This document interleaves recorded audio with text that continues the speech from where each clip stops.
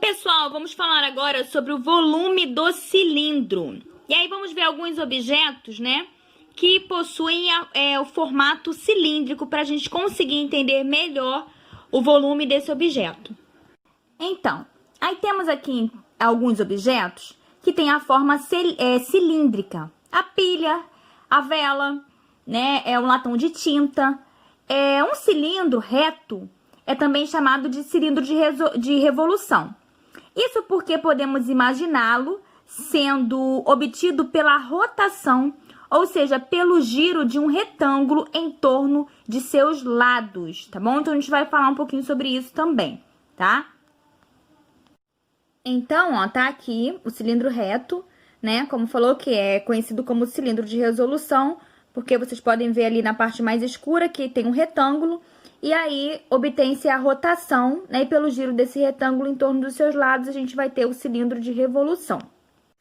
Experimentalmente, podemos obter a fórmula do volume de um cilindro, construindo então um cilindro e um prisma com bases de mesma área e com mesma altura. Enchendo o cilindro de água, por exemplo, e despejando-a no prisma, observaremos que este ficará totalmente cheio e que não sobrará nada no cilindro. Então, a gente tem aqui a primeira figura aí do cilindro, tá bom? E vamos verificar esta etapa. Aí, aqui, nós já temos a foto do cilindro com prisma, tá? E vamos verificar como que se dá fazendo aí, né, enchendo o cilindro de água, despejando num prisma, esse prisma vai ficar todo cheio. Essa experiência sugere que a fórmula para calcular o volume do prisma e do cilindro é a mesma, porque a gente vai ter ali, ó, aí a gente tem o prisma ABC, né, e o cilindro que a gente tem o raio e a altura, tá bom? A gente vai ver o proceder dessa fórmula. Porque, né, a área da base do paralelepípedo, representado aí na figura anterior, mede A vezes B e a altura mede C. E aí você já sabe que o volume do paralelepípedo, ele é determinado por A vezes B vezes C.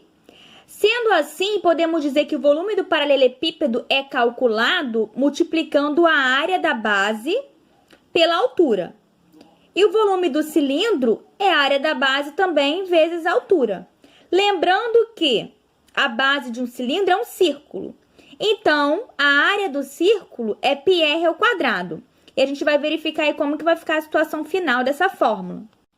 Assim, como a área da base do cilindro é um círculo, que é πr ao quadrado, vezes a altura, então vai ser, o volume vai ser, né, a área, que é πr ao quadrado, vezes a altura, tá bom? Só retificando a fórmula, o volume o volume do cilindro vai ser igual a πr ao quadrado vezes a altura, tá bom? Vamos então agora a um exemplo.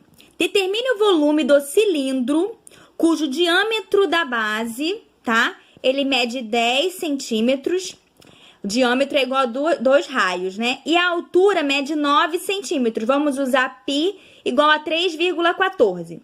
Então, como eu falei, se o diâmetro é 10 centímetros, logo o raio é 5 centímetros. A altura é 9, então a gente já tem o π, que é 3,14, temos o raio, que é 5, e temos a altura.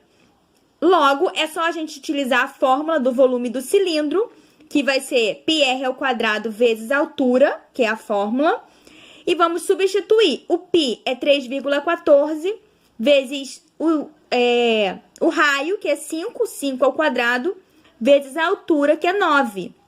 E aí, fazendo aí 3,14 vezes 25 vezes 9, vamos achar o volume, lembrando que volume é sempre elevado ao cubo. Então, vai dar 706,5 centímetros cúbicos, tá beleza? E aí, conseguimos aí internalizar a fórmula do volume do cilindro.